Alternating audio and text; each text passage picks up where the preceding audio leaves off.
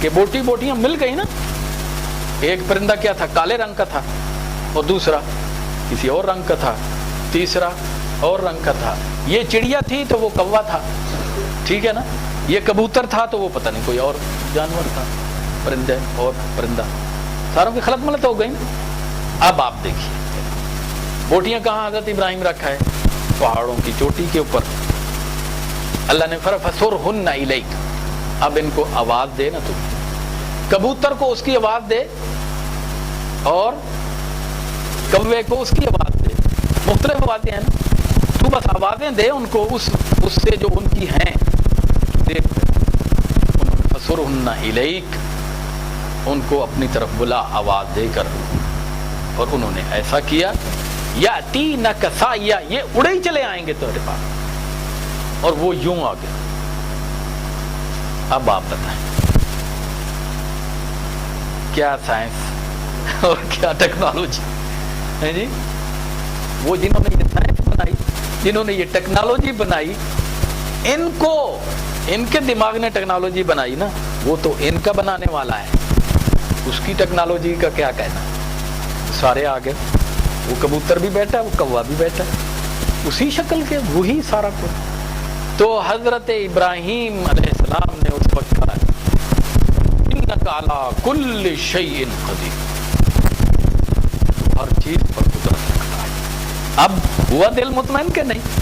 اب جب یہ دعوت حضرت ابراہیم دیں گے، یا آپ دیں گے یا میں دوں گا، جب ایک چیز دیکھ لی جائے تو کوئی شک نہیں. لاکھ آدمی اس کی مخالفت کرے گا، میں نہ مانوں. نہیں، میں نے اپنی آنکھوں سے دیکھا.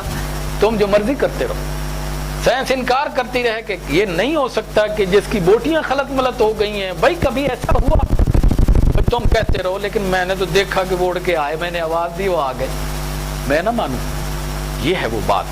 حضرت ابراہیم علیہ السلام نے کہا کہ میں دل میرا مطمئن ہو جائے تاکہ یہ. تو یہاں بھی یہی ہے، کیا کہا؟ بلا، وہ جو آسمانوں اور زمین کو جس نے پیدا کیا ہے وہ اس پر قادر نہیں ہے کہ اس چوہے انسان کو دوبارہ پیدا کر دے.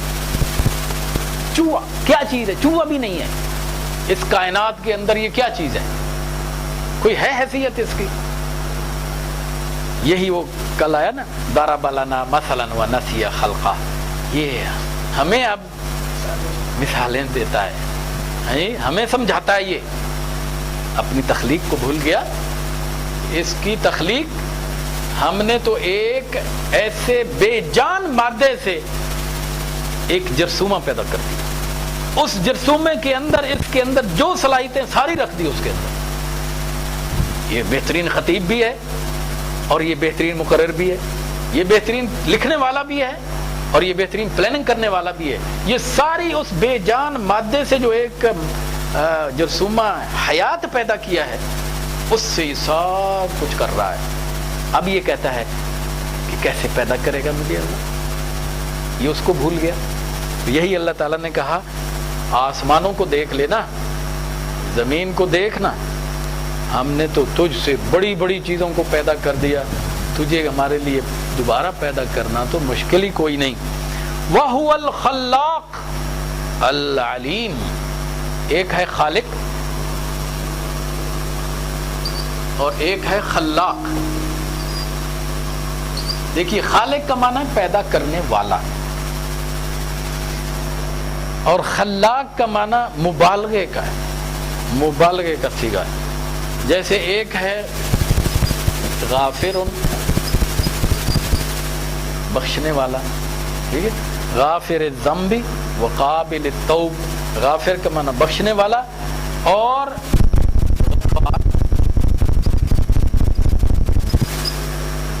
یہ مبالغے کا صیغہ ہے. میکسیمم انسانی ذہن سارے مل کر جو اس کی بخشش کا تصور کر سکتے ہیں، صرف اس دور کے نہیں، آدم علیہ السلام سے لے کر آئندہ بھی جو پیدا ہونے والے ہیں، یہ سارے انسانی ذہن مل کر سوچیں کہ اللہ کی بخشش کی کوانٹیٹی کیا ہے، کیفیت کیا ہے. یہ انسان بھی مل جائیں، جن بھی مل بیٹھے، اور باقی ساری مخلوقات اپنے اس سوچ کے اوپر لگ جائیں. جہاں ان کی سوچ آخری پوائنٹ ہوگا وہاں اللہ کی بخشش سٹارٹ ہو جائے گی. اس کو کہتے ہیں غفار.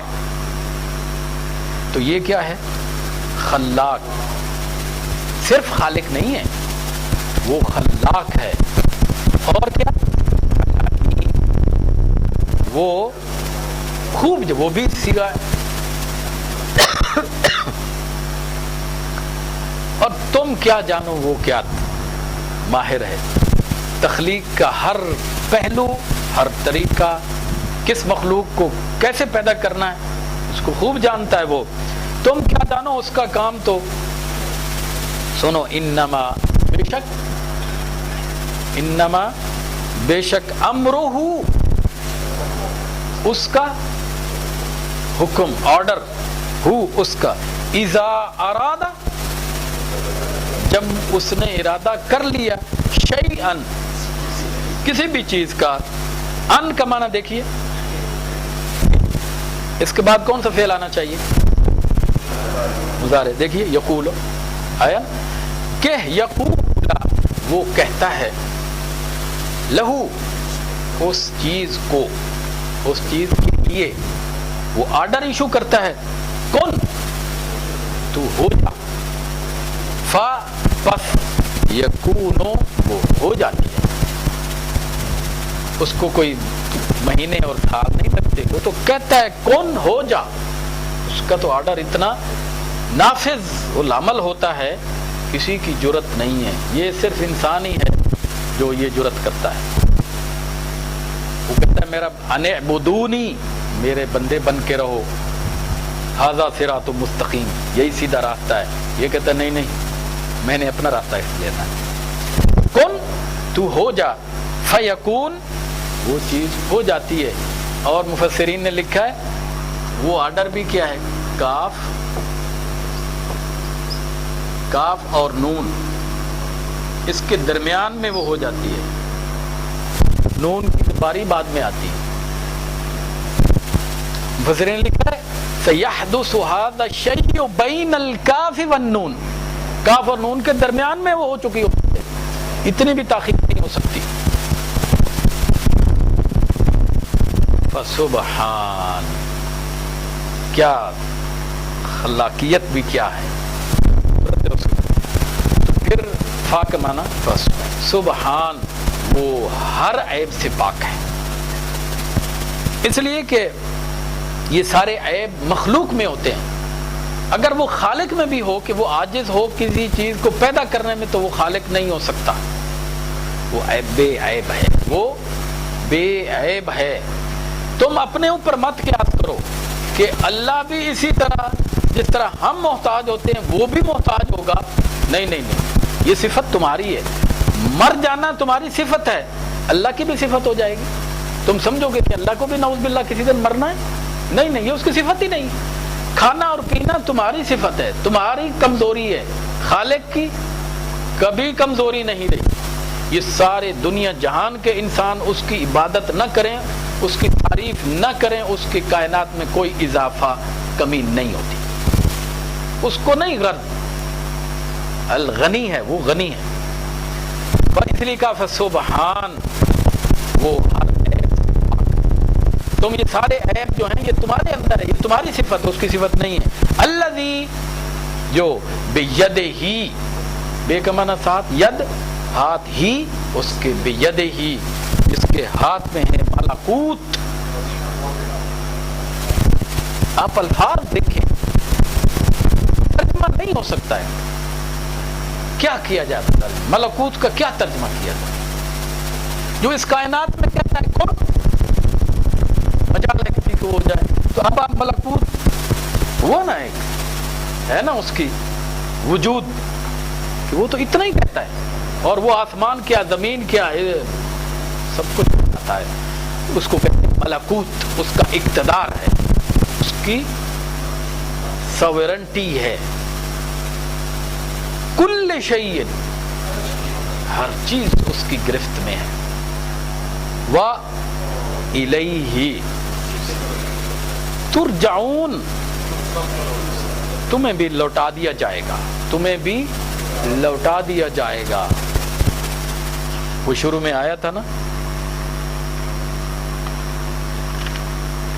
یا ویلنا من بعثنا من مرقدنا ھذا ما وعد الرحمن، کہیں گے یہ کیا ہوا، ہم تو قبروں میں پڑے تھے، یہ ہمیں کھڑا کس نے کر دیا؟ اور ایک فرشتہ جو ہے وہ آگے لگا ہوا ہے اور ایک پیچھے لگا ہوا ہے، ہانک کے لے جا رہے ہیں کہاں؟ میدان حشر کی طرف، بھاگ نہیں سکتا۔ این دو فرشتے اس کو قابو میں رکھیں گے اور جب اس کی باری آئے گی اللہ کے سامنے جا کر کھڑا کر دیں گے اور پھر کہیں گے بے عزتک و جلالک یا رب، اے رب تجھے تیرے جلال کی قسم، یہ ڈیوٹی ہماری تھی نا، یہ آیا کھڑا ہے اور یہ اس کا حساب کتاب۔ یا ایھا الانسان انک قادر الی ربک فملاقیہ،